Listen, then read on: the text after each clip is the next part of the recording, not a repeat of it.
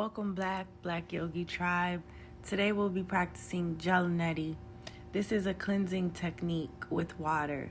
So I'm showing you all of the things that you'll need to practice Jala Neti. You'll need warm water, some salt you'll add to the water. You'll need some Kleenex, some tissue to blow your nose afterwards.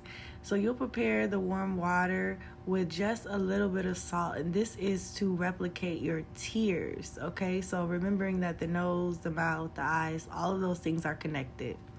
You'll fill your neti pot. You can order these on Amazon.com, and you will fill your neti pot with the warm water. Lean your head to the side and insert your neti pot into one nostril.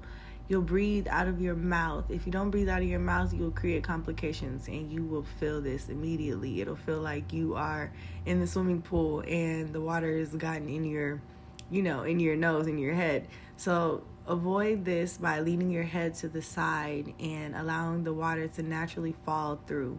Okay, blow your nose, get yourself together, and then prepare yourself for the opposite side. So we'll do it on both sides, cleansing the nostrils.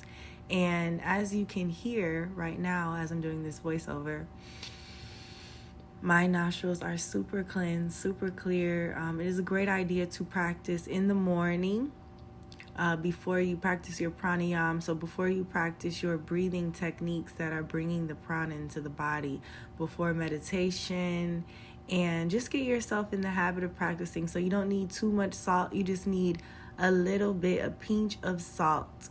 Okay, taste it before. If it's too salty, then pour it out, try it again. You just need a very, very small amount of salt again.